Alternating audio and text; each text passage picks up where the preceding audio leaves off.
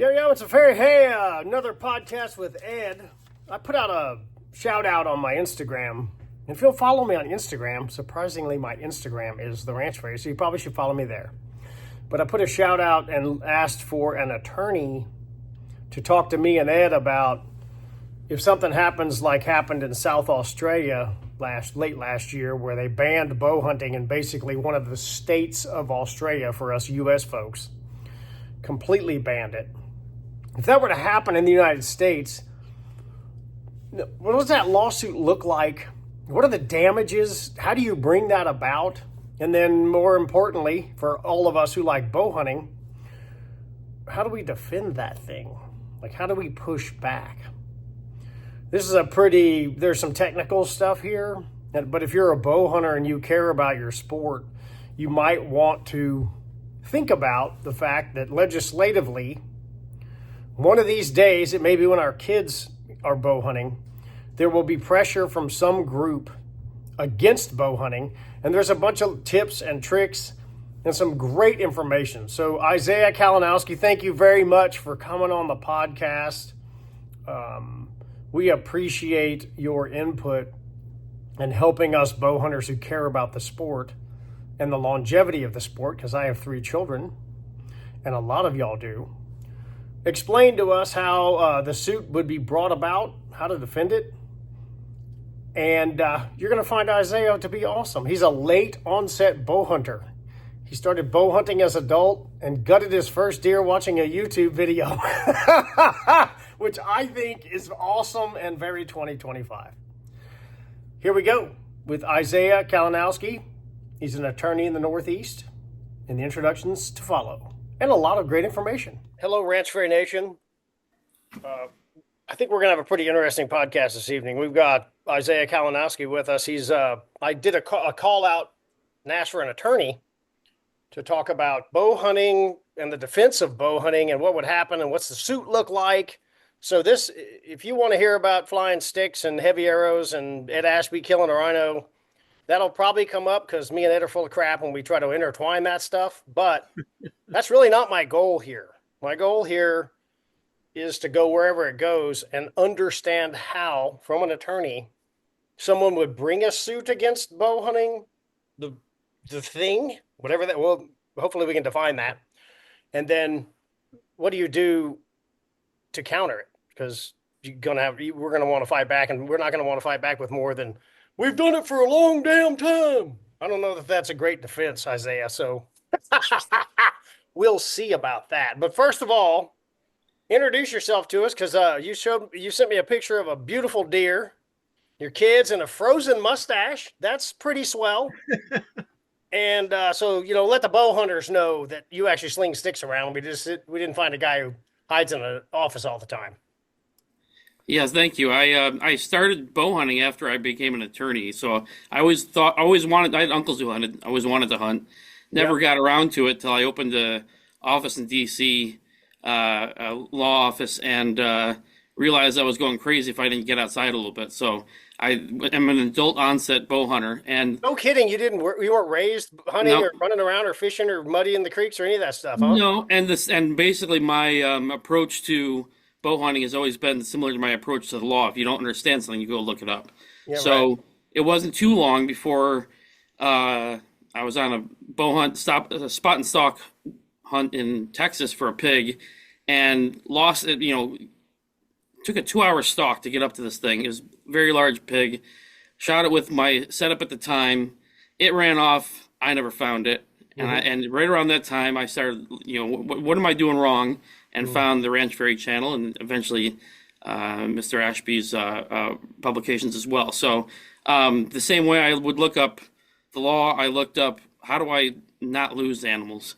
Right. So I'm really appreciative of both of you and what you do, and I it's not entirely thankless. I'm thanking you now, but it's a largely thankless endeavor. So thank you for doing it. Well, we appreciate you, man. Adult onset bow hunters are rare. They certainly are. I came out of the womb with a fishing rod and a BB gun, and a dad who said, "Okay, we'll go," and I just got to run around. So that's awesome, man. Good for you. That's not an easier undertaking.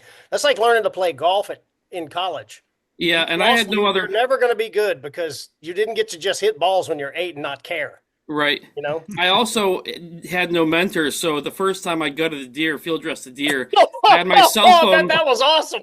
I had my cell phone on the. I'd already watched the videos of how to do it, but I had my cell phone on the ground, hit play, and with my arms inside the torso, they were like, "Where's the trachea?" Anyways, so but as a consequence, I'm a bit of a. I think the term the kids use is spurg. So I'm pretty intense when I start to study something. So hopefully that relates to here. The other interesting thing is, and I think it's relevant to our discussion, is my experience largely with bow hunting has been here in the D.C. metro area.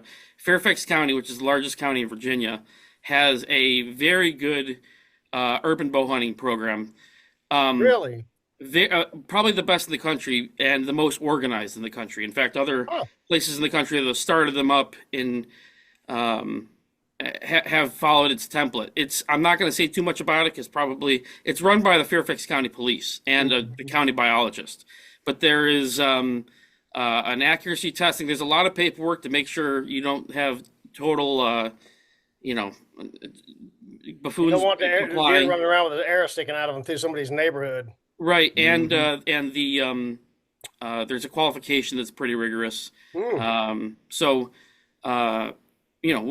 take it pretty seriously, but for that very reason, we're very acutely aware of the sort of things that would threaten the people's ability to bow hunt. So it's something we, wounding rates and things like that. I mean, it's tracked. If you if you lose deer, it's not like, oh well, the coyotes will get it. You've got to fill out paperwork. You've got to explain every lost broadhead if you don't find your arrow. We might need to reach out to those folks and see what their data set looks like. I would love to see that data. Their data is very well maintained. The program's probably about 15 years old at this point. Anyways, I don't want to say too much. They're also like very, very conscious of bad publicity, so they generally say don't talk about it.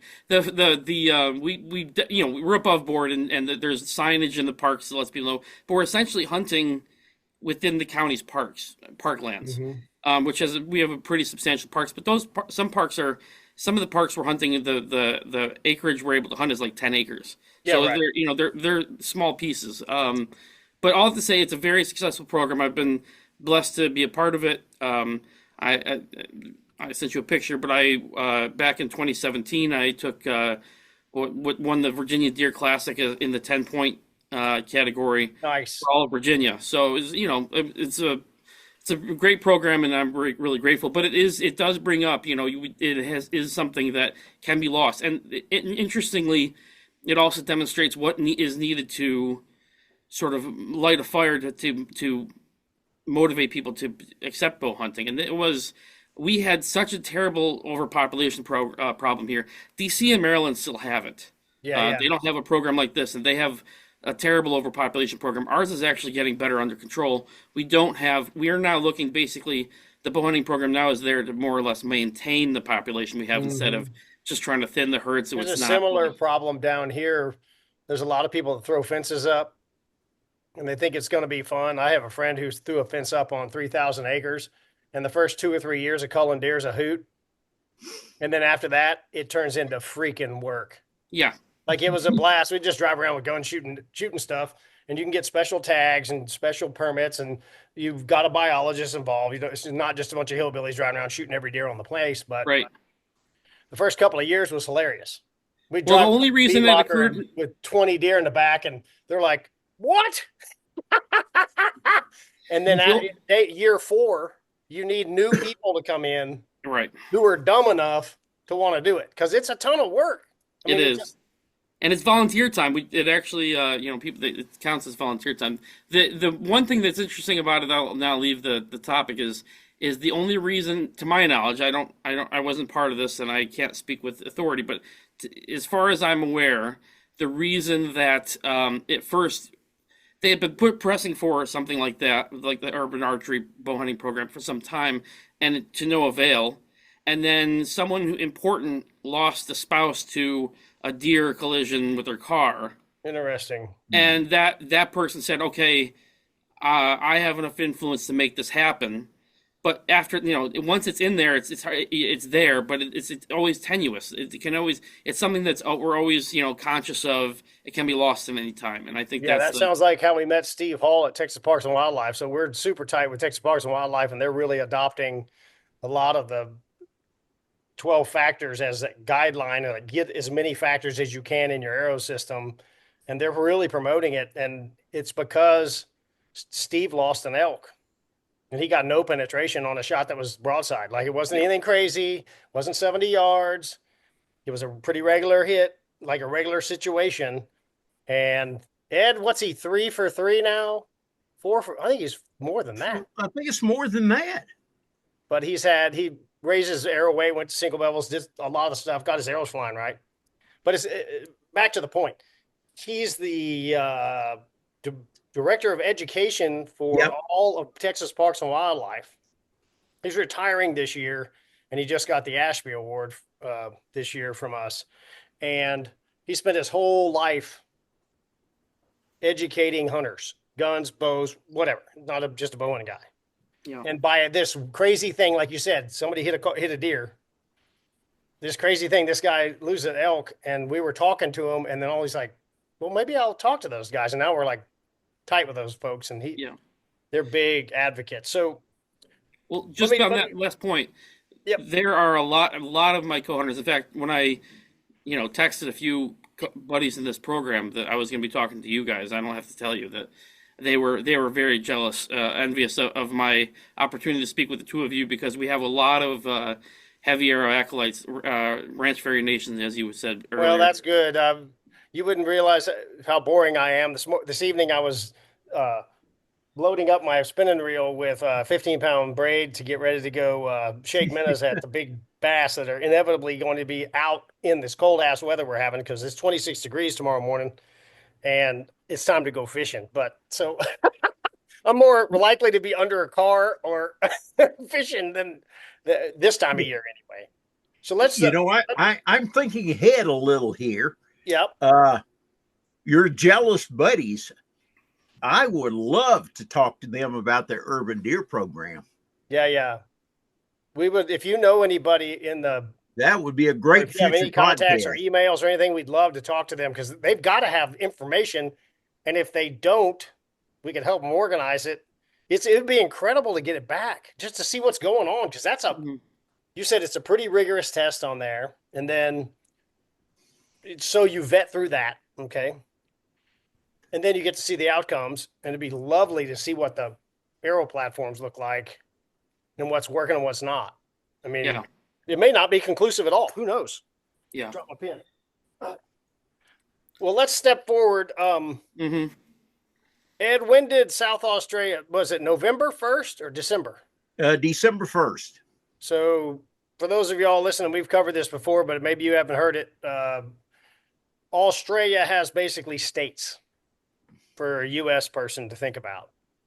And the state area of South Australia, which is big as hell, banned bow hunting 100% as of December 1st. And this started a couple of years, 2.5 years ago, I think, was really when the fire started and they started pouring on the coals. Somebody shot a wallaby. It ran around somebody's neighborhood. Well, that was Tasmania with the wallaby. Yeah. And it just started it off. I'm sure there was stuff going in the background, blah, blah, blah. So, Isiah, my first question to you is, you're a U.S. attorney, but it's probably pretty common.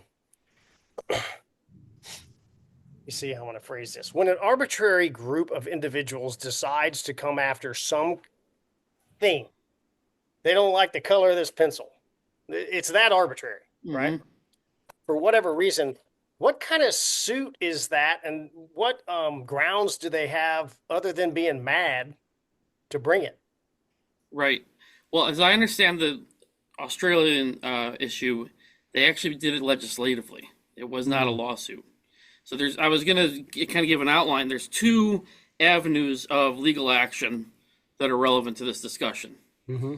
We'll leave off regulation. That's kind of falls under legislation. So let's say 2.5. there's two main ways, and one is litigation, what we would call lawfare, right? Active litigation, somebody filing a suit and it being before some judicial body, and there being some outcome from that then has further-reaching effects beyond just the parties. There's also lawfare. Legislative, okay. and that's more, bringing it before some congressional sort of body, and whether that's at a state or federal level. And just like Australia, we have, you have state legislatures as well as the federal Congress. So, things would happen in either one of those contexts. Okay. And then that would be to our point about Steve Hall losing an elk and this person hitting a deer. There would be somebody involved who's got the swing to get this thing moving and knows the right people, or however that would work. Like you said, the guy who hit the deer, the lady who hit the deer, that dude whoever that person was, had the swing to get this thing moving. Yes. And that is more, we'll say, legislative. At the county level, legislation is usually some sort of board or something like that. Mm-hmm. But yes, that's if you would, I just would run through why someone might do one versus another. Because what would work for a few motivated and moneyed people who wanted to end bow hunting, mm-hmm. versus how it would not be their avenue of attack would be different from if you had a large group of people who were bow hunters, maybe don't have a big deep pocket to pay for something, but have higher numbers. So it's actually two different strategies. I was just going to run through both. I will try to, feel free to jump in. I don't want to monologue here, but redneck it a little bit, you'll be fine. Looks like a ball of string, and it's all going down the road. There you go. That's our kind of deal. Okay. The first one is, like I say, lawfare litigation, and this is, sort of motivated lawsuits. And people are familiar with this motivated lawsuit. Okay. Yeah. And people are familiar with this, like the sort of, and it actually can be beneficial. I mean, I don't want to make it always that this is. I mean, I got you. If you think about the right to carry, victories with guns, that there's a Heller and McDonald decisions from the Supreme Court that bolstered Second Amendment rights. Those were, they picked a guy. Heller was the facts of Heller, which is the case out of D.C. that made it so that there is sort of you can own a handgun in D.C. again after decades of not being able to. They picked a guy. They brought a lawsuit. They got the right judge who made the right ruling, and so on and so forth. That is ACLU. You think of ACLU suits, and not just ACLU. There's I work with the organization in my other legal context called Alliance Defending Freedom, but essentially what they're doing is they're trying to handpick cases that have good facts and might have some opportunity to create a precedent for other cases. But you've got to be selective. You got to be forward-thinking and thinking about, this is the person we want to have. They're sympathetic. You don't want somebody who is poaching to be that to be the case that defends bow hunting, right? You got to have the right friends and drink beer with the right people, just like everything. Because litigation is designed to be one person on either side settling a dispute between those two people. Mm-hmm. It's just the way that common law works and precedent works. It has farther-reaching implications. But because it's designed to be like these two people, how it then can impact other people can be a messy process. However, there have been cases, and a lot of the reason they don't do any logging in the national forest is largely due to these sorts of lawsuits. And that our national forest in the George Washington National Forest in Virginia used to be one of the best hunting grounds in the whole Mid-Atlantic. Even people were driving from all over the country to hunt that forest, and now it has hardly any deer because they haven't logged it in forever because of lawsuits. But those lawsuits were a motivated group of people with a lot of money who could bring a lawsuit. Now they have to get past certain hurdles because it's like, who are you suing? No, that was going to be my next question. Like, who are you suing? You're not suing Troy, right? Right. You're trying to sue a thing. Right. And why do you have standing? Like, what usually I have a particular grievance. I'm not just suing somebody because I don't like something. This was done to me wrong, and I'm seeking to vindicate a car crash is the most simple thing to look at. A fender bender with somebody that drove out in front of you. Right. So why do you have a legal right beyond someone else, everybody else in the population to tell the Forest Service how, whether to cut trees down or not? So there's certain cases about that. I won't, that's more than we're chomping off here. But let's just say once they overcome that standing issue of what they call it, why do you have standing to bring this case? And specifically, once they get over that standing issue, they can, some of the stuff out west with wolves has to do with this, like sort of motivated litigation. And so you have to find the favorable judge who kind of wants to rule in your favor, but these people tend to have, they know which is the favorable judge. So it works well for people with connections and a lot of a war chest, basically, to go do something. The one thing that's useful from a lawfare standpoint is you don't have to have strength in numbers. You can just have a vanguard of moneyed people who are willing to do something about it and sue. And die on the hill. and really spend the time and the money, because litigation is very expensive. The other thing about it, like as I said, it's sort of ad hoc. It's money intensive.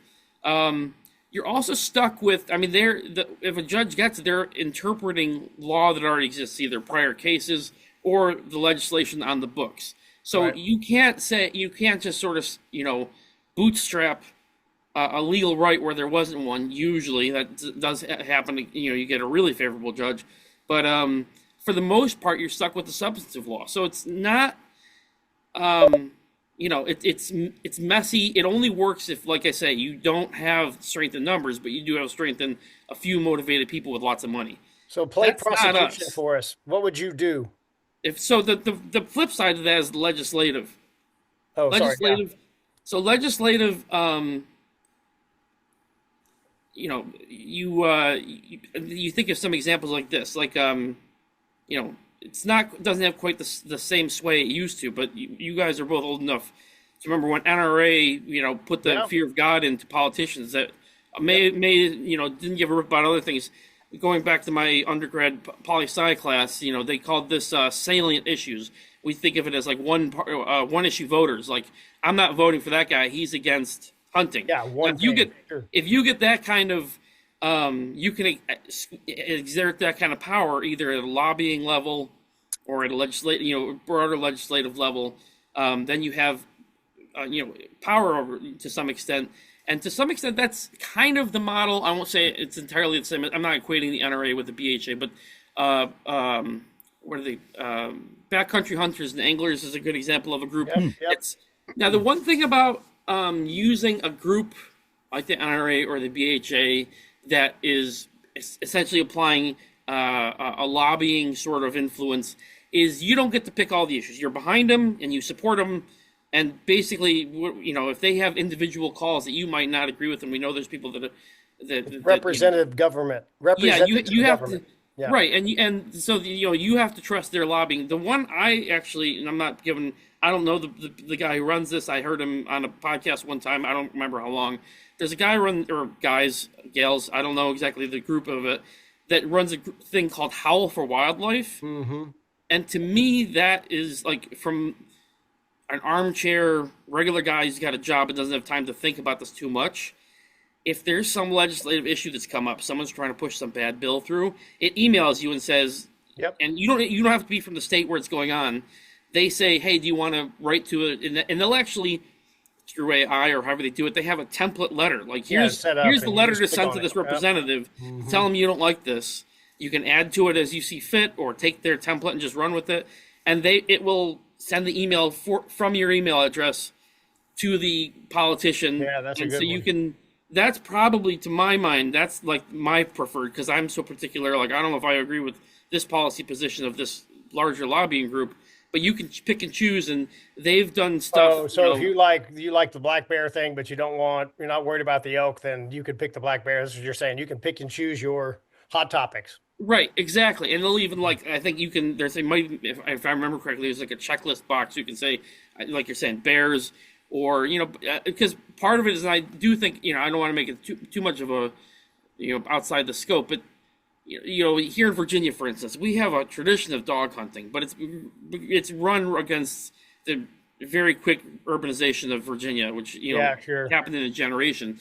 So or trapping. Right now, recently they've had an issue about trapping. So I tend to support both just because you gotta basically hold the line on all of this stuff. Otherwise, you give one, the rope gets pulled. yeah, right. So you can pick and choose, but basically it gives the best option for it lets you know what's happening legislatively because you otherwise who has the I mean, it's hard enough to keep track of what Congress is doing. It's another thing to say sure. What is each state doing in the union, and these guys actually track that kind of thing.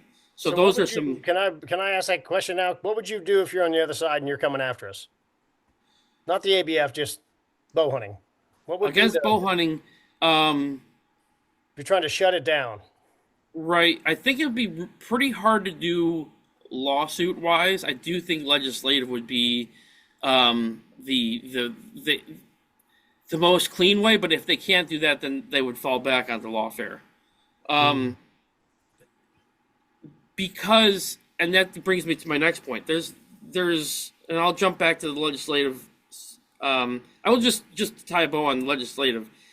The limitations are that it's also a long process. Lobbying if you're going to do the lobbying route, like I'm saying, like NRA or BHA does, you've got to have people that are not going to send your doors and saying, "Hey," and flash and saying hi and all that stuff, right? Yeah, right. And even sometimes giving money and that kind of thing. You got to choose your issues. The strengths are it's better suited for grassroots action. So it's really from if you're going to choose like what the regular typical bow hunter is going to go for, that's the better one. Now, I will say this. The good context that kind of protects us from just sort of a lawfare sort of thing is there are in about half the states there is a state constitutional protection for hunting, a right to hunt. So that's only half, and a lot of the ones that you would be surprised about the ones who don't have it. Vermont had a constitutional right to hunt since 1777. So pretty good. They were the granddaddy on this, but most of the other states it's been in the last few decades, basically since the 90s. But they'll say something like, and I'll pull up Virginia's here. I'm licensed just for the sake of your viewers. I'm licensed in Virginia, New York, and D.C., but Virginia is mostly where I practice. But here's the Virginia one. It's from Article 11 on conservation. It says. The people have a right to hunt, fish, and harvest game. Here's the important part. Subject to such regulations and restrictions as the General Assembly may prescribe by general law. So they can't take away the right to hunt, but what they can do is say, we don't like trapping. We don't like bow hunting, right? So, but the fact that there's this constitutional right to hunt is a little bit of a thumb on the scale to protect us. Is Virginia pretty private, or is it a lot of public? Say again? Is Virginia pretty private? Like, is there a lot of private land ownership, or is it a lot of public? Depends on where you are in the state. The whole eastern, coastal plain is mostly private, but then we have along the spine of the Blue Ridge, we have national forest lands that go all the way from West Virginia down to North Carolina, basically. Because one of the tough things about Texas is it's 98% private. Right. I get people all the time who say, "Hey, I want to come down and pig hunt and stuff and whatever," and I'm like, "Man, this is the wrong state for that." As far as just getting to romp around, there's a couple of big forests and stuff, but they get pounded pretty hard. Yeah, I just don't want people driving down from your part of the country down here and romping around on wore out ground because it's just so private. So that would probably be a thumb on the scale, as you put it, with the private landowners. But still, they could, if you want to get a bee in your bonnet, you can go after the legislative. You can go after it sounds to me like you wouldn't go after hunting per your statute that you just read. You would go, like you said, you would go, okay, we don't like crossbows. You'd find something you could break. Mm-hmm.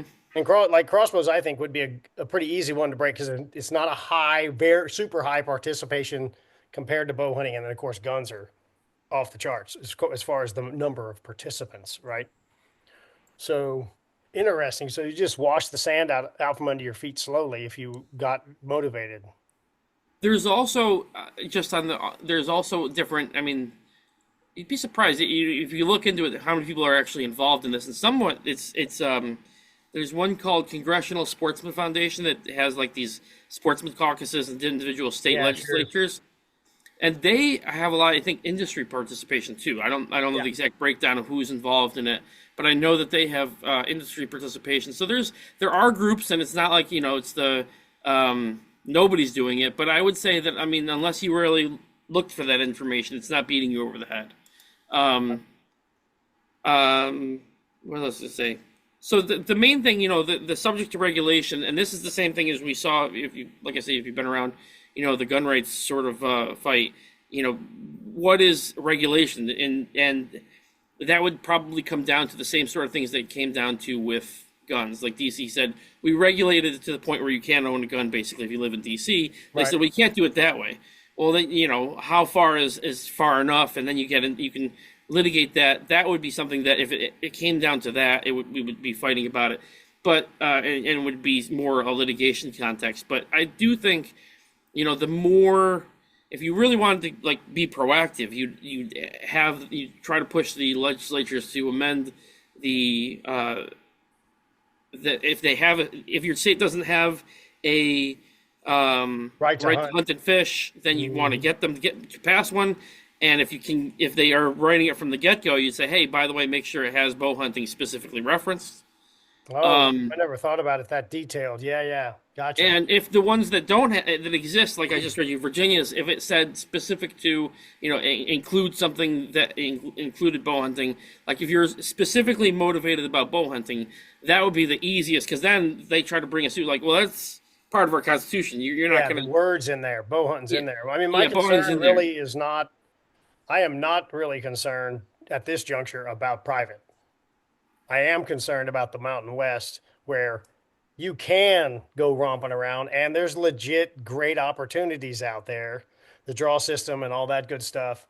That would be where I think they would try to start, is to say, hey, we own the land too, right? We're taxpayers, and we don't like these guys slinging arrows around. We think it's terrible. Blah, you can follow the natural path. That's my really biggest concern, because then you get probably say this on a podcast. If they banned bow hunting here, I don't know. We're behind the gate.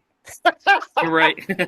Well, remember I said 2.5. Remember I said there's 2.5. The half is kind of along the same line of legislative, and that is the administrative or regulatory apparatus, right? So, especially given how much of the Mountain West is federally owned, yeah, right. You get the ear of the federal. Depends on who's in charge of the federal Department of Interior and the different parts of the federal government.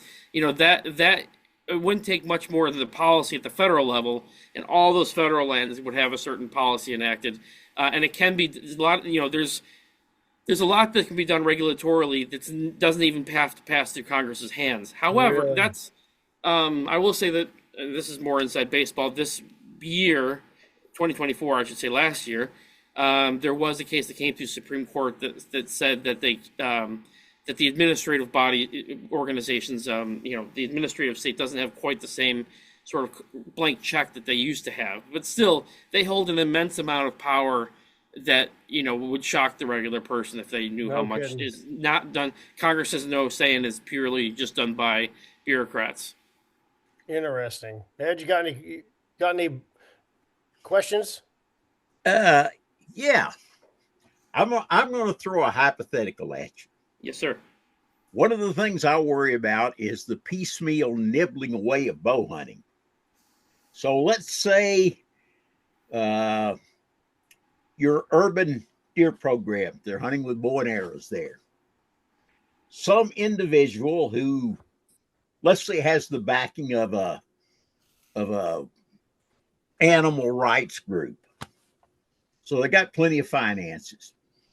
And they see an animal running around their yard with an arrow in it, and they allege because their kids saw it, it traumatized their kids for life. Mm-hmm. Would they have standing for a suit? Hypothetically, yes. We're I Okay. think, and just Go remember, ahead. even if they didn't have grounds for a suit, they would have leverage for legislative attempts. So the same Yeah. information can have applicability for both in a private suit, but if someone wanted to bring it, that would be kind of someone could bring that suit. Whether it would be successful is another question. But it would be the kind of PR nightmare that a program like mine is very careful to avoid. Yeah, It's and called I what? would Unrealized damages, or what's the phrase for that? I mean, usually infliction of emotional distress has to be intentional.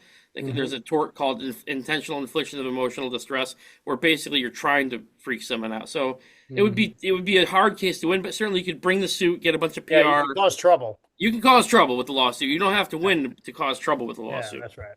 That's right. yeah. And I fear, I like these urban hunting programs. I was involved with one in Georgia for a while. Try and collect data. I could foresee that they would do much like Australia has done with kangaroo hunting.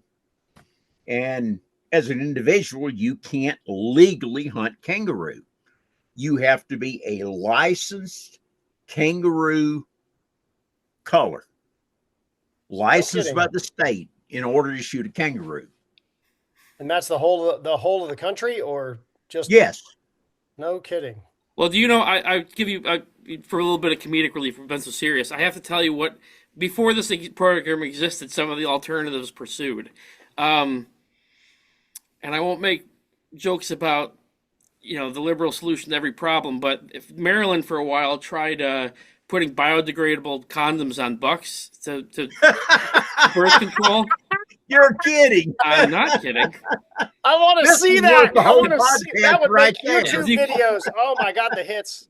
So then, and I think if I'm remembering correctly, I think it was Fairfax City or somewhere around here, they tried to give the does birth control. Yeah. But all that did was made the rut go for like months. Instead of them all getting bred and getting quiet and hiding, they just kept coming into cycle, and the bucks kept running. And they died. They were trying to limit the car accidents. We had basically the same kind of deer running like crazy, like it would happen once in the year, happening over and over and over. Yeah, that one's unintended not good. consequences. They're proposing all kind of stuff like that for the feral hogs down here. They're trying to figure out what to do with them. And I actually had a conversation. There's been poison has been the thing that's come up a lot. Mm-hmm. Yeah, well, New Zealand, And the perfect example, the mass poisoning of animals, right? From aerial drops of I talked to our biologist about that. We were sitting out there doing a study we were getting ready to do a burn. And he was showing me all the plants and what the deer ate and all that stuff just on our property, which ain't much. And we were bullshitting just in the middle of the pasture. And I said, what happens if all the pigs go? Like, what's up with this poison thing? Sounds terrible. He said, well, they've been here too long. If this was an impulse of pigs that just showed up and you poisoned them, they didn't exist 2 years ago. They don't hold a niche in the ecosystem. But he said, you've got to realize now, they've been here 50, 100 years, because I think the Spanish dropped them off as food when they would come back. More than 50 years ago, actually. Back in the old sailing days, right? And his analogy was fantastic. He said, it's a pizza. And you are going to pull a piece out, and there's going to be a hole.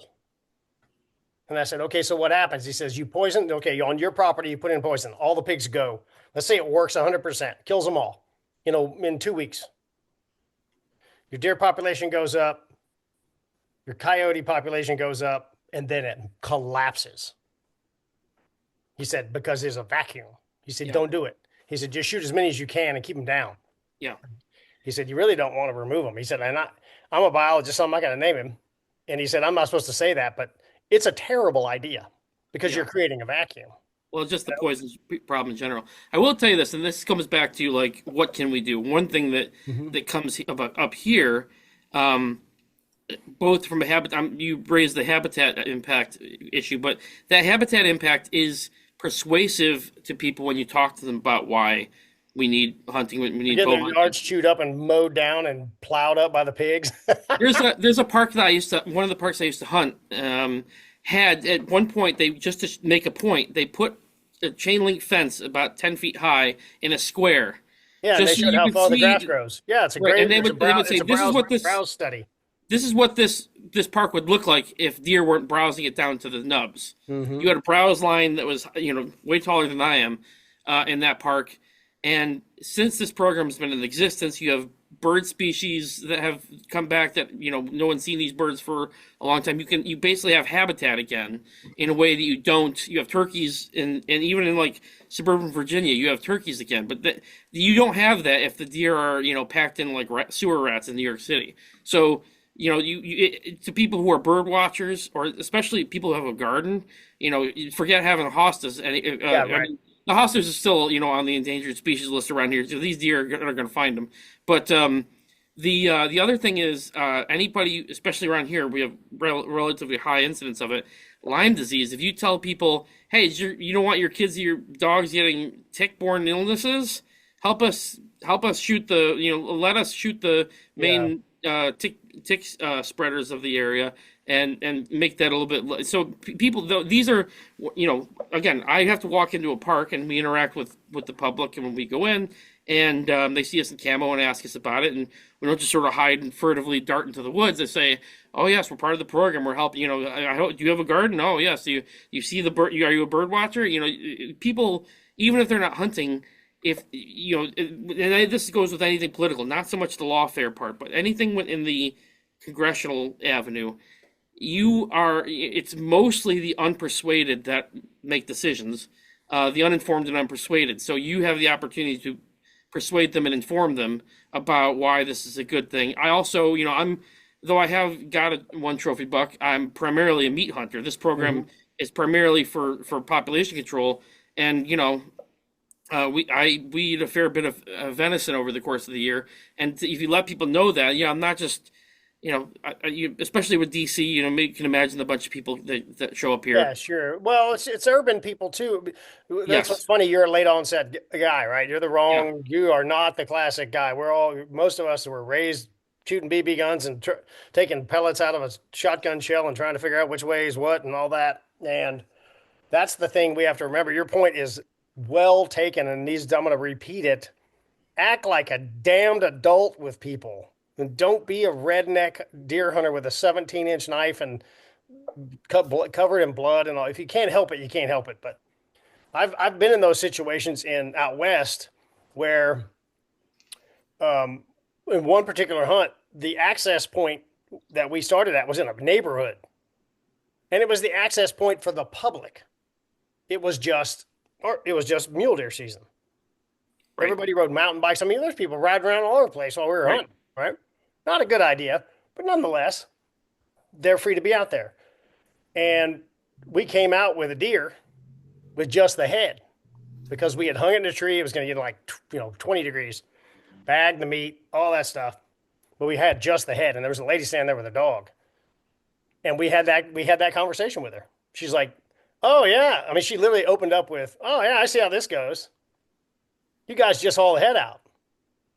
And we said, we don't have the pack frames to get the meat out. It's in bags. If you want to go down there with us, you can help us haul it out. It'll be great. But we bagged it. We got it. We just can't physically get it out right now. It's going to be 20 degrees tonight. The meat's fine. It's hanging under a tree. And this isn't a big bear area. Yeah.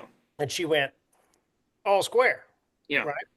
But we handled it like adults instead of just saying, get the hell out, So, yeah. Boy, that goes a long way, huh? Especially the gardeners. There's always gardeners in those areas, and bird watchers, and people who they want to be outside. Yeah. Just like we do. We're just doing different stuff. Right. And to Ed's point about traumatizing people with their kids seeing things. I mean, in our park program, we're very fastidious about. I mean, you cannot bring anything out with blood on it. It's got to be covered in a tarp on either a deer carter, deer sled dragged out. None of this making a backpack out of the carcass and carrying the it whole on deer out on your back like some kind of knucklehead. Yeah. Yeah. Right. Yeah. So you just you're in a PR battle whether you know it or not, want to accept that or not. You're in a constant PR battle. And are you winning or are you losing? Well, I think the other flip side of that I don't know that a lot of people think about is, once again, I keep bringing up this late onset thing. If we act like, normal humans who just happen to shoot bow and arrows at stuff, we're going to recruit not just people who are okay with it, but we might recruit new bow hunters, which is always good for the sport, any sport, shooting, trap, whatever. I mean, the only reason I got into shooting skeet is because it ain't my thing. Is my neighbor was a hell of a skeet shooter, and he took me when I was 12 years old and taught me how to properly handle a shotgun. Mm-hmm. And that's kind of a mentor thing. So these relationships you build in 5 minutes with somebody, recruit somebody who's at least, what'd you say, the uninformed or the low informed are the ones who make the decisions. Yeah. Yeah, because we know what we're going to vote. Right? So that's a great phrase. I'm stealing that. Please do. And I will tell you that on the same topic, just that venison goes a long way. Giving people venison, or most people can't cook for beans, but and they I've made a lot of venison for a lot of people, and you get a lot of converts, even if they aren't going to pick up a bow. Some of them do, but even if they don't, they like the idea of someone giving them venison, and they like the idea of that person having an opportunity. Yeah, most of the deer we shoot, we give away most of it to my neighbors, and I don't have any hunters in my neighborhood. Maybe 2 or 3, but most of them don't. They don't care. They're pro whatever. They all own guns and shoot and stuff, but they're not hunters at all. But when I shoot a deer, or we'll have them over, because my wife can flat out cook, and we'll have them eat deer meat proper for one time, and then they realize it's not, because a lot of people don't know what they're doing with it, and it can get a little wild. Yeah. So back to defendant. So yes, here comes whatever coming at us, whatever angle they're coming at us, and what's the proper way to? You've already outlined that having these groups that are already proactively saying, hey, they're trying to stop the bears in California, fire off a bunch of email. Right. That's good stuff. But when we get to court, I mean, what do you need? What would be the wisest thing to start with, other than a unified front? And we all know that in and of itself is tough. I don't care what group you're in. Well, I mean, I think part of there's a misconception that at court you're trying to prove the truth, and as a paralegal, I'm sure you understand this, that's not primarily why we're there. I mean, that's what we tell the jury, but sure. So, like, in a pure world, if someone brought a lawsuit and said bow hunting is bad because I don't like it, we would bring in Ed's study and tell them you're wrong. Here's how we prove it. Here's all the facts and evidence, and they would go, "Oh, point taken. I'll go home now." That's not how it. If you're at that point, what the reality of. I hope you're enjoying the video. Here's a little statement from Dr. Ed about the Ashby Bowhunting Foundation. He actually typed it up for me so I'd get it right. The Ashby Bowhunting Foundation conducts independent testing on arrows and broadheads and shares the results with the global bowhunting community free of charge. The foundation does not accept donations from the archery industry, ensuring the testing remains as unbiased as possible. If you appreciate this video, please support the Ashby Bowhunting Foundation with a donation. Your contributions are vital for the research. They are tax deductible. The foundation is a 501c3 nonprofit organization. All of our directors serve voluntarily. 100% of your donation benefits our projects. You can designate your donation to the General Operating Fund, the Youth Education Fund, or both. Visit www.ashbybowhunting.org and help the foundation make an impact on bow hunting for the long term. Bow hunting efficacy and the proper way to bow hunt, etc., is not really what's on. By that point, you're already starting off on your back foot. No kidding. I mean, Like, that's not what they're I mean, it's just like the Australia case. It wasn't that there was a hunter that was hunting a wallaby with a proper, 12-factor arrow, right? It was Right. It was not that. some goofball with a target arrow. I don't know, just toy arrow or whatever it It was. was probably some 10-year-old kid. I did a lot of stupid stuff. Yeah, so just or whoever. I will say this before we another plug for why it's useful to have actual proper hunters know what they're doing hunting a spot rather than is it cuts down on poaching. Like we see any signs of poaching or baiting or things like that here in Virginia in our program, people on their out their backyard have a feeder or something like that. We're part of, like I say, we report to the police, so we call it. We can inform them. Also, again, this might be specific to our area, but we have helped solve crimes with our trail cameras. I was hunting this season. Kidding. I was hunting. I always tell people the nice thing about urban bow hunting is the only gunshots. There's no, you don't have to oh, now it's gun season. The only gunshots my deer have heard are from crime. And I have another anecdote on that point. And I was hunting this little piece. It's not the greatest neighborhood, but it has very thick cover and no one else likes to hunt it. So that's where I find myself. Right. I was just about to climb my tree in the morning, in the pre-dawn hours of a Saturday morning, and heard about 2 mags being emptied. I don't know if they were shooting at each other or one guy shooting 2 different mags within not that far away of a pistol caliber.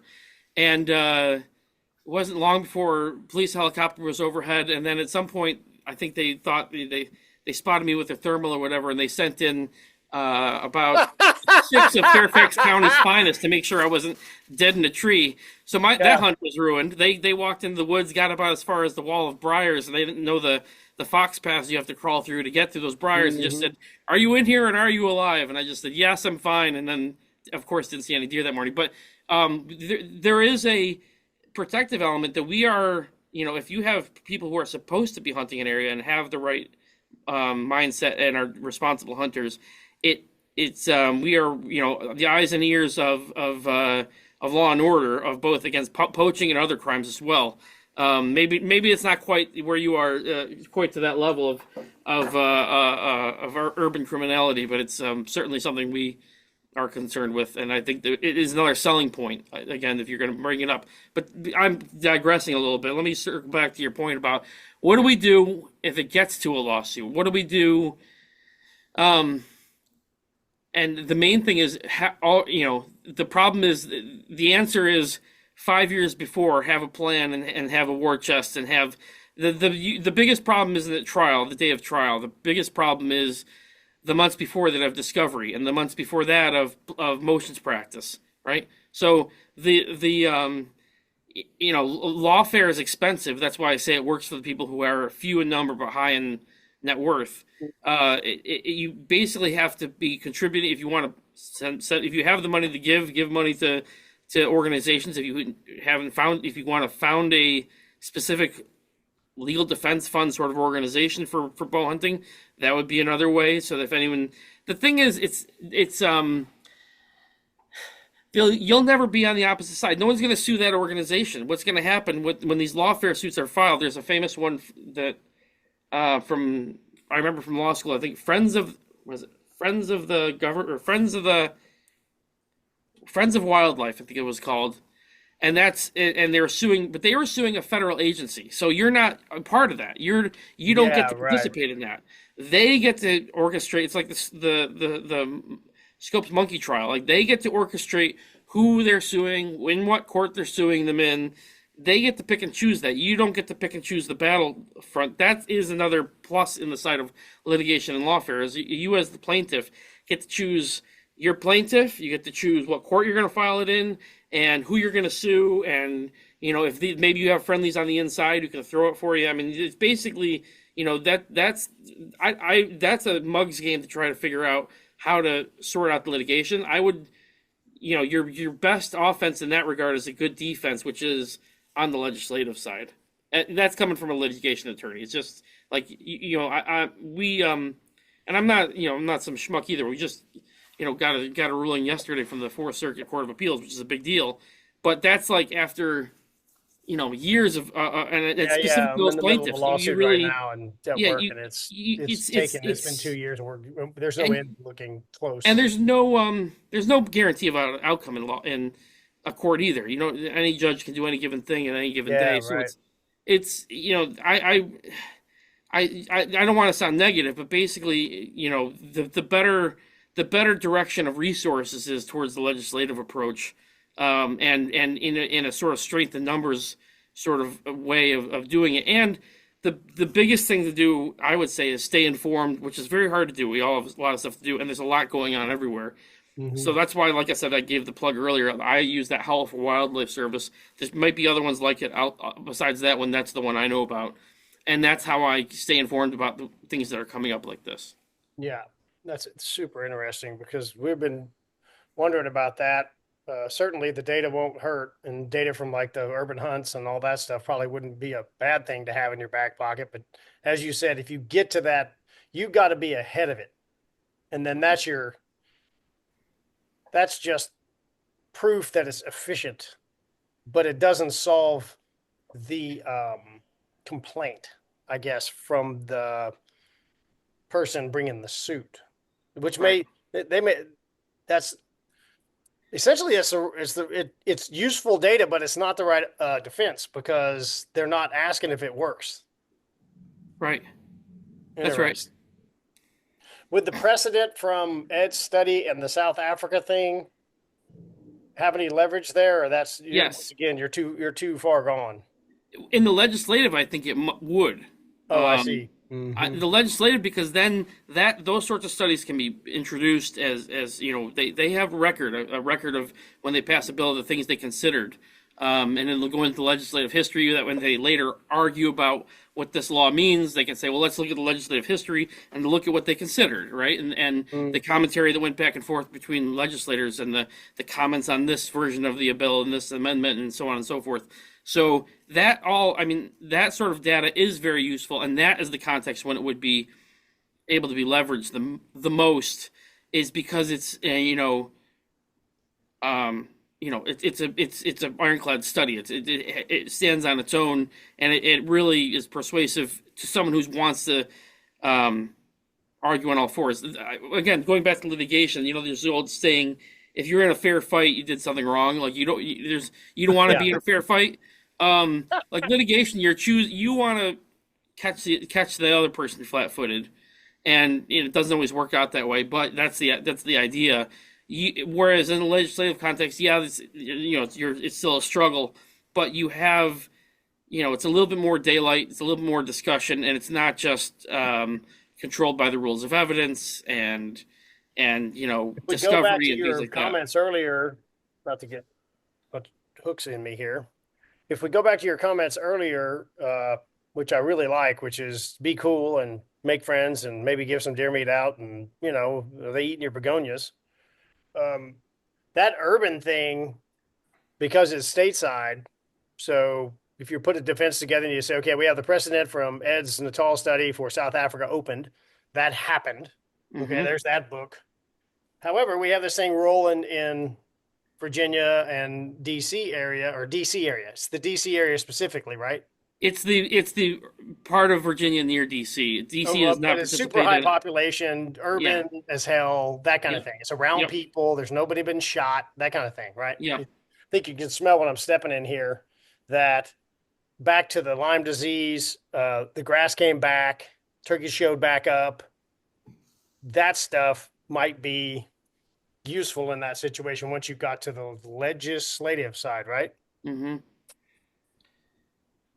Okay, so then we need to. There's also a lobby. People don't think of this, and it's sort of counterintuitive. There is lobbying that's done to administrative agencies. So you think there are lobbying, that's what you do, to congressional, Mhm. lawmakers. But there is lobbying that kind of goes on officially and unofficially with regulators. People would, they're enacting regulations. They call it promulgating regulations, but also the enforcement. Obviously, if you have, good relationship with the game warden, who's part of the Yeah, sure. regulatory apparatus, Hmm. and they're a decent person, or if you have an interest in this area, become a game warden. Don't leave it to basically you know the good cops and bad cops, right? Just like there's in police, there's good cops and bad cops. Let's say, just like there's certainly good attorneys and bad attorneys. Although Right. I'm informed there's good attorneys. I've yet to encounter one, but Don't sell yourself short. but I'll have to say, be the game warden you want to meet in the woods, not the game warden that gives everyone fits, right? You know what I Right. mean? So part of it is being the person, and or knowing the person or interacting, and all of it has to do with being more communicative, more proactive, more not just sort of seeing this as. But here's the thing: I don't go bow hunting because I like talking to people, right? Yeah, right. It is kind of like the sport for the solitary weirdo and Yeah, self-identified right. Get away solitary from weirdo people. here. Sure. And then just do deer camp or whatever. Right. So part of it is like I don't want to talk to this person. It's gonna be dusk pretty soon. I got to get to my tree. Take the time to talk to that person, and when they ask you a question about your setup, that might be someone who's in the program next year. That might be someone who has a vote. That might be you don't know if you're talking to a county board member and you just like convince them. So Who they're all married that, to. yeah, right. To your point And about the also person who hit the deer, that person's spouse was somebody with some swing yeah, by sheer also accident. God help them. exactly right. The other thing too is don't under they used to back in the day when more stuff was done by phone, and they talk about there was a campaign and it shut down the congressional switchboards with so many calls. Like if there's enough, the numbers are there. They our elected officials are you know they're not setting their best. I mean, there's a couple of good ones, but most of them are not. So Well, a they are couple of highly things. impressionable. I Yeah, mean to say yeah. that they are, if they know that there's a groundswell of support for something, they want Just to leave keep it their job. alone. Yeah. Yeah, they want to keep I their think job that's first and foremost. one of the things that the Western thing has going for it is, well, the internet ruined the Western world, in my opinion, because it opened up everybody to the idea of being able to go back when I was younger, like you were kind of wild if you went to the West and went elk hunting. It wasn't Yeah, something everybody did. Nowadays, you get to hear about it a lot and people get encouraged to go, which is fine. There's a lot of participation. Well, there's also a ton of money getting poured into those states, to your point, and the folks that are, in the government up there, they can't afford to have that go away. right, Just the money, not even the hunting. right, Pull the hunting out. Just the people going up. I know how much money I spend going up there, and we usually do a public thing and do over the counter or draw tag. So I haven't done an outfitted hunt out there. But you start messing with the outfitters, that kind of right. thing, and the landowner tags. I mean, there's just piles of money going into the state. Food and taxes, of course, gas, blah blah blah. That's the easy one, but I think we got to think at layer 2 and 3.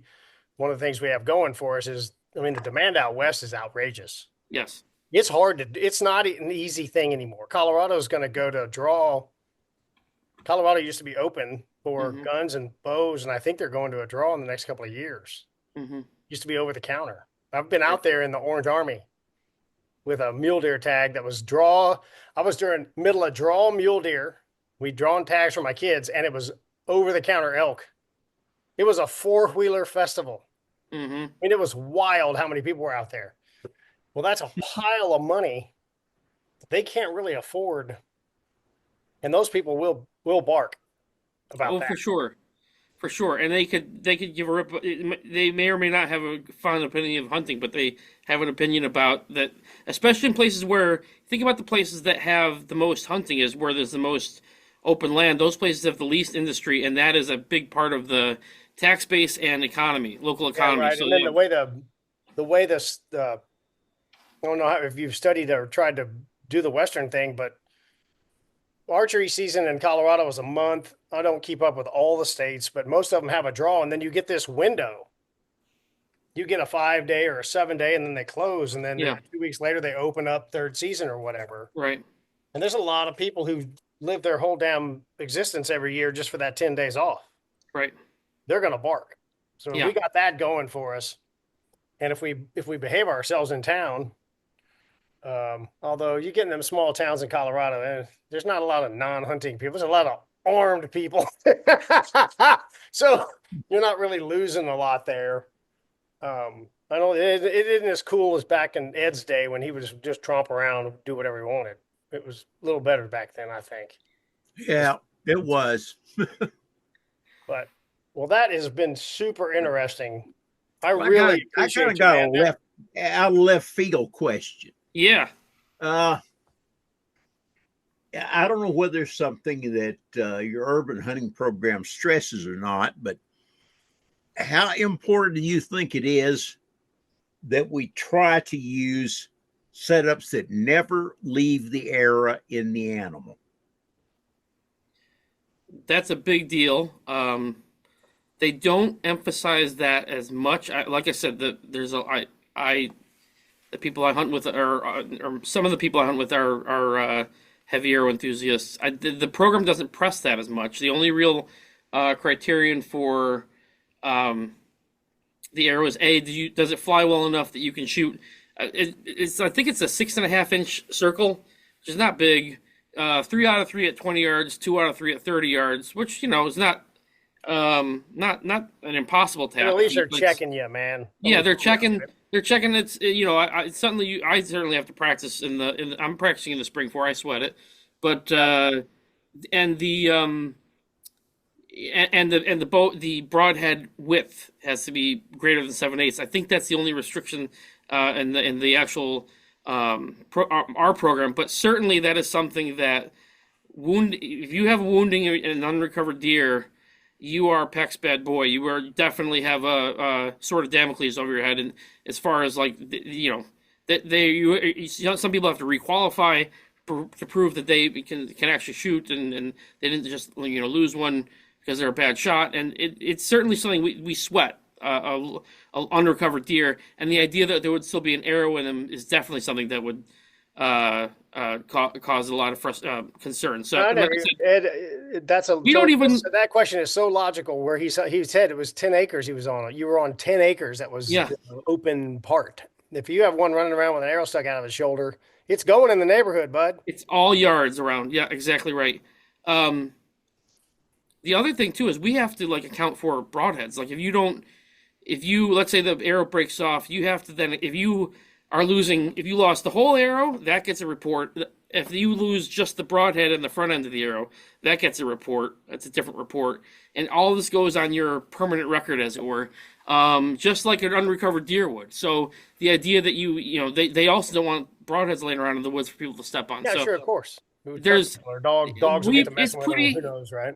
Highly, I wouldn't say highly regulated. It's highly monitored. And I my hat's off to the people who organize it and run it. They really are very dedicated to it, but they're also very conscious that this could all go away in a moment's notice with, people being careless. So they're very attentive to people not being careless. How does it work? Is it a season, or are you assigned and you get a certain amount of days, or it is where you're at? By park? Can you just take off, or are no. you into an area or what? You're assigned a park or a system. Okay, so they're controlling the amount of butts in the trees. Oh, for sure. Okay, for sure. Gotcha. There ain't 75 guys on 10 acres. No. Right. No. And the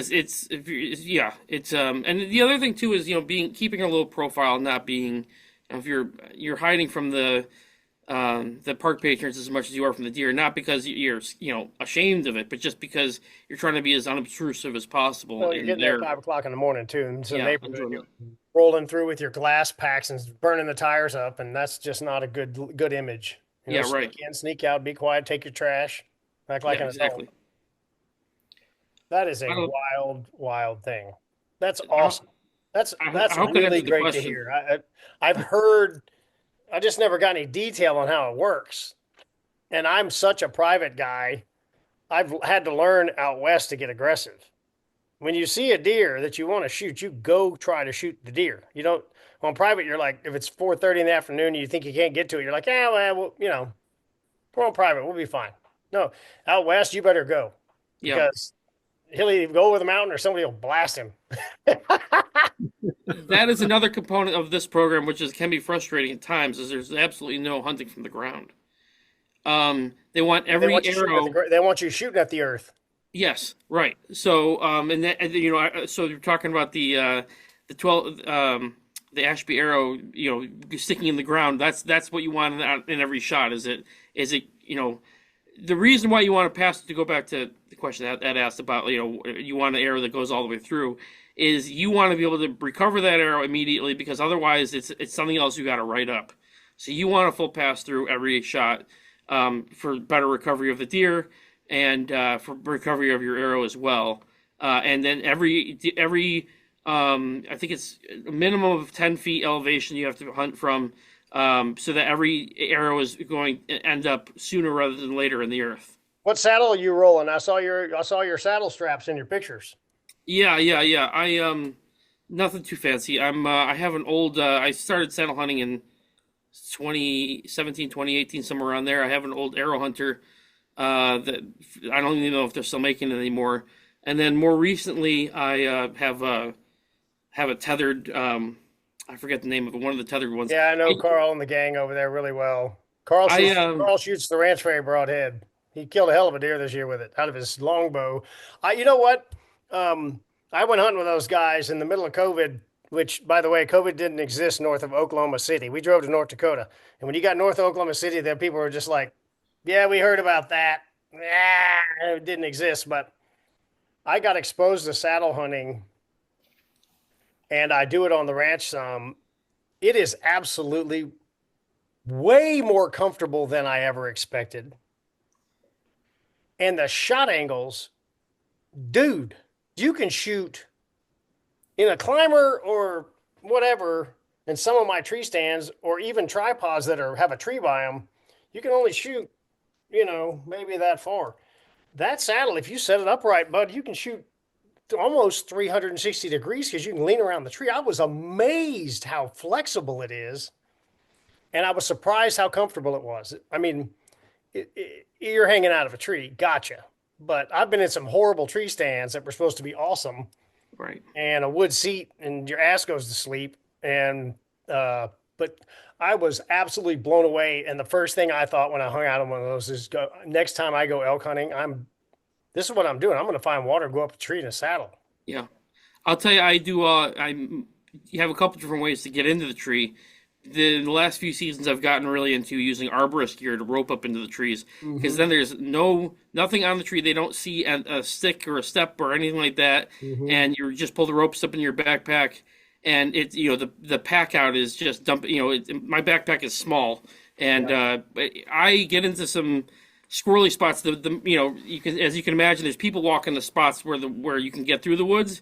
So I find the real briar's nests, and I crawl through fox tunnels, and I wouldn't be able to get a stand through some of the spots I have to crawl through. Of course. And people probably think I'm joking, like exaggerating by saying crawling through fox tunnels, but that's that I'm going through greenbrier, and I'm short, and it's like hunting is the one sport where being as short as I am is a benefit, because I'm about as tall as a deer when I scrunch up. And, that's perfect. And about as big as a fox. That's a pain in the ass. I got you. And I'm about as big as a fox when I lay down, so I can get into some spots that with a saddle I wouldn't be able to get into with it really any other gear. And the roping up in is nice. So you just dump a bunch of rope in your backpack and walk out. Yeah, I didn't think of that. I think I haven't talked to Carl about climbing, but when I was with him last, he just one sticked it. Yep, I do He that had too. some trick to just use one stick, up, and he was up and had one stick, and that's all he used. He probably still doing it. I don't know, but I'm forever indebted to those guys, because I thought the saddle thing was kind of wild, and it is phenomenal. I use it a lot at the ranch when I'm videoing other people. I can basically climb up anywhere next to them, because we don't have any big trees, so nothing's right. Our highest stand's probably 12 foot off the ground and we have a chained on really good stand there that's got a swivel seat and blah, blah, blah. And I just get up behind him on the ladder and saddle in and hunker down, and there we are. Right. If you all haven't ever saddle hunted, by the way, the tethered stuff's awesome, and get knee pads. Yeah. Yeah. Those are key. knee pads, preferably pretty stiff ones. I have a Found that Texas out the hard story. way.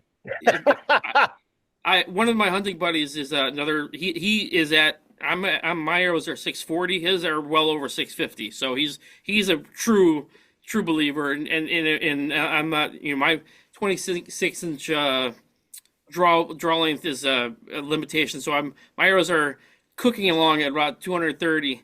But they get the job done when they get there. And I've emailed you We've some had pictures over the years. But Rob, he's shooting. Rob's wife, Rhonda. She's real quiet and she won't talk about all the stuff that she's killed because she's death. Little bitty thing, very nice, da da da, super sweet to hang out with, and just a meat axe, right? She just whacks. I think she's Ed 6 or 7 nil guy. I think 6. Yeah, 5 or 6. Yeah. 43 pounds at 24 and a half. She's had 3 pass-throughs on bull nil guy. Yeah. The bull nil guy is the size of a bull elk up front. And she just thinks it's normal. And I think she's shooting 580 is the last time I talked to Rob, but she's at like 31% forward to center because her arrows are so short. Right. And she's That low is a nice pounded, so she can shoot a real low spine arrow that's light. Mm-hmm. And he's got a ton of stuff up front. And I think she shot one at 40 and buried it to the fletchings. And that's probably an animal that's 24 inches skin to skin in the shoulders because they're funny. They got real narrow hips and they're kind of built like a funky. I think God had extra parts. He had platypus. He had extra parts for him. God made that, and then he made nilgai and said, "I'm going to put something with giant horse shoulders, a little butt, and some dumb little horns." Right. And they're delicious. And he added an extra touch of delicious to them.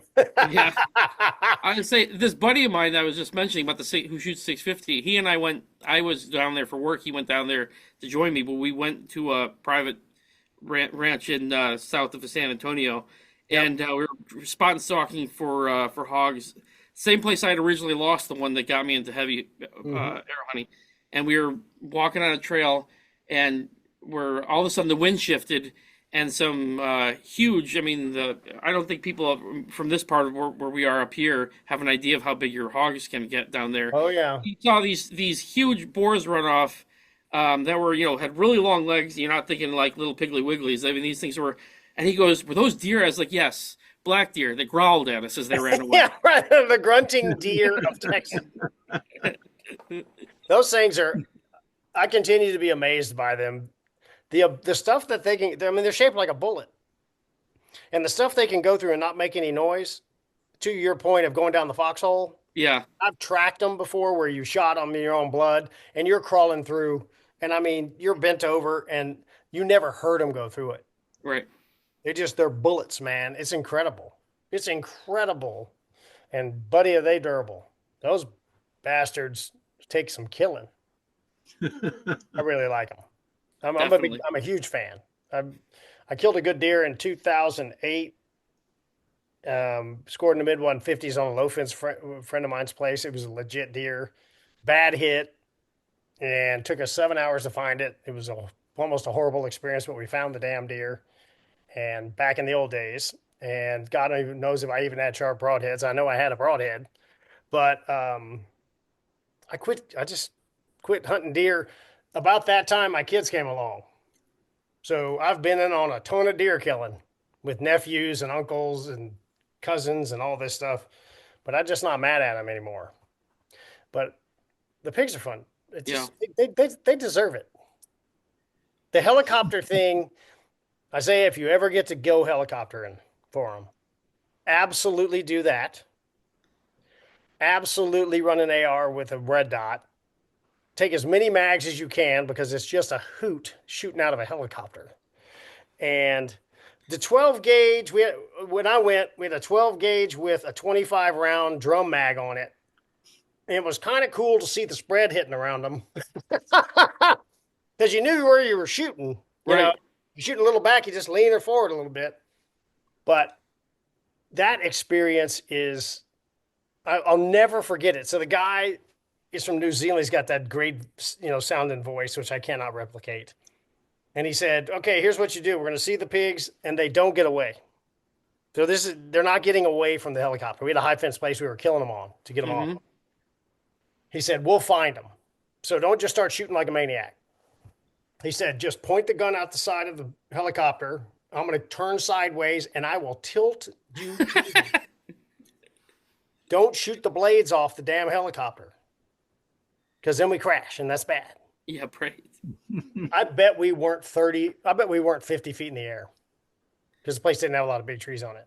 And he literally just point the AR out, and you turns the thing sideways, and there's a line of them, and he just, all of a sudden, the helicopter goes like this, and it's flying sideways. The muzzle just goes whoop, and you're like, okay, back to front, baby. Doop, doop, doop, doop, doop. Oh, that was absolutely one of the most fun things I've ever done. Sounds fun. Getting in a helicopter with a gun. Oh, yes, that is delicious, as I like to say. I do. All right, we've been running for quite it. some time, Isiah. Yeah. Thank you very much. I learned a ton. And absolutely. Man, we got to get a hold of those urban guys, Ed. So, Isiah, if you know anybody up there, maybe we can just reach out to anybody blindly. They're going to be mad at me if you reach out to them. They try to keep such a low profile for political reasons. They just try to keep the wandering eye of Sauron off of them. But if to the extent that they are willing to communicate, I would certainly. We just want the data. I don't care to go. I'm not going to worry about going. That's for sure. I'm not mad at the deer that much, but. No, I don't mean that. The information they've got has got to be awesome. And that's the kind of stuff that we're looking for, especially on the North American side. So Ed gets accused of shooting big stuff and that he had to have a big arrow for big stuff. Right. When the truth of the matter is you got to stop the arrow or you can't measure anything. Pass-throughs don't tell us nothing. We did a whole podcast on that. Mm-hmm. That's why you go to the big stuff, because you can catch the arrow, and if one arrow penetrates 4 inches further, you know it's data. Yep.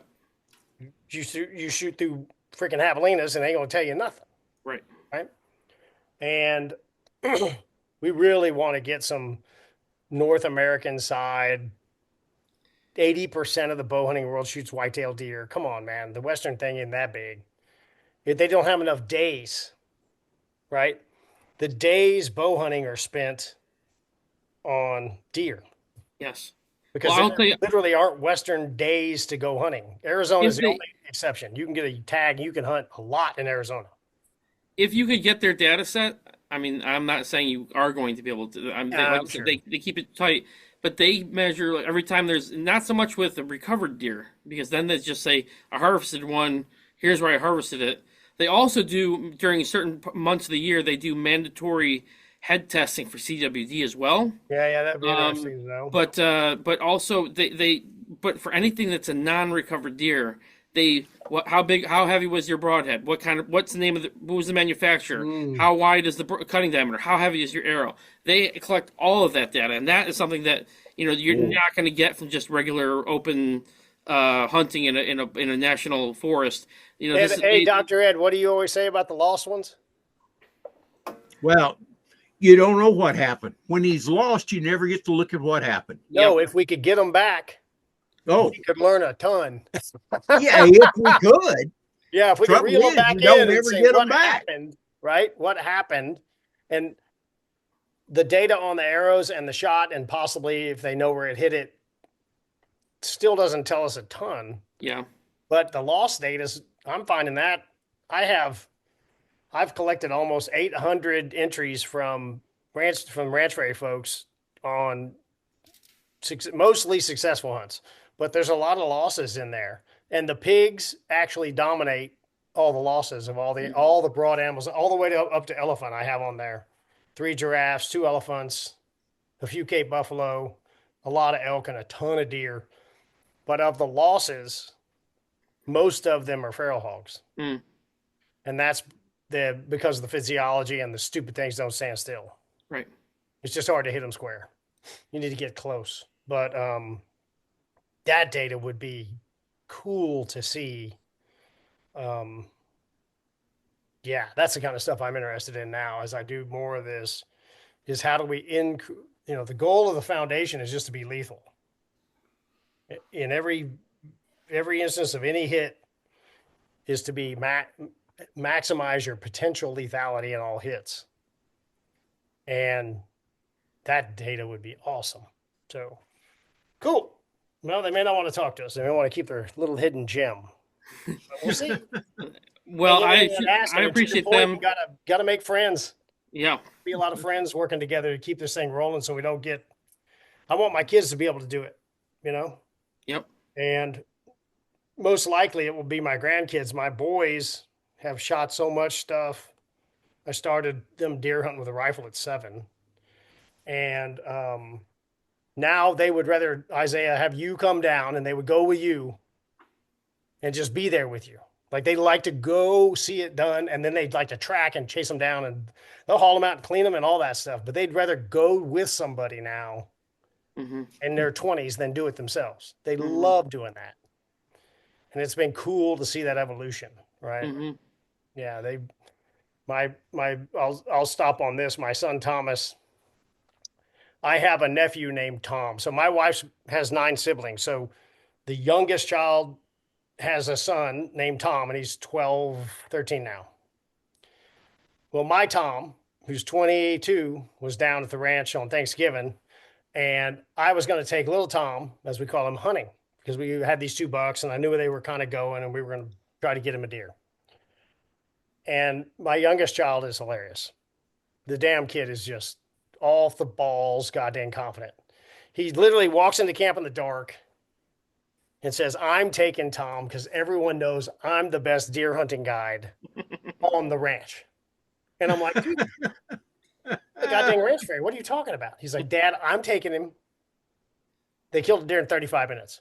And with Ed's gun that Ed gave me, 300 Savage that I had hand loaded and all this stuff, and drove Ed crazy for about 3 weeks trying to figure out how to get bullets to fly, and killed a deer in 35 minutes. And my Tom was just like, see? You go with me, stuff gets whacked. You go with Dad, he's old. He doesn't know what he's doing. But you guys have a great evening, and Isiah, thank you very much. We really appreciate this. I've learned a ton, and actually put some stuff in my head especially about the behavioral stuff. I think that was very poignant. You kind of said that real naturally, but I think people need to really reflect back on it. What do we look like out there? Got a deer strapped over the hood, driving around just because you want to be a hillbilly? You're not helping. You're not helping what'd you say, the uninformed? Yes. And the unconcerned. Well, I appreciate it. Yeah. I really appreciate the foundation and what you guys do. I appreciate, Ed, your lifetime of work on this. And Troy, I really appreciate your channel. And like I said, there's a lot of people that said that I think it's a natural problem-solving sort of person that says, which it attracts people who like to tinker with bows in the first place. But they go, why didn't this work? So this was supposed to work. I did all this stuff. Why didn't this work? Yep. And then to find someone that says, maybe this is why it didn't work. Have you considered this? Why did if that didn't work, try something different. And I really appreciate your channel. I really appreciate what you guys are doing. I appreciate all the stuff all the elaborator stuff is interesting too. But even that thing has been a revealing deal. Yeah, that downrange stuff I did, I was freaking shocked at the downrange on target stuff. Yeah, the persistent momentum. Yep. I didn't expect that. I expected the arrow to slow down equivalently and kind of dud out of the same place. Right. When that data came back, I went, oh my God. Like, you can't argue with that thing. Right. It's out there, and it's dumb as a hammer. All it does is catch speed and tell you what's in there. It has no bias. And that's the Foundation's labradar. Ed gave it to me. I was out at his house one day, and I was just like, well, I don't know about this deal. And then we started doing it, and that was shocking. It was shocking. Way out there, because everybody checks it at the bow. And I've done a couple of videos where I say you don't shoot a deer that far away very often. So, it's kind of slowing down, man. Well, I'm grateful. And I know a lot of people who are as well. So thank you both. Yeah. We appreciate you, man. Thank you, sir. Appreciate it.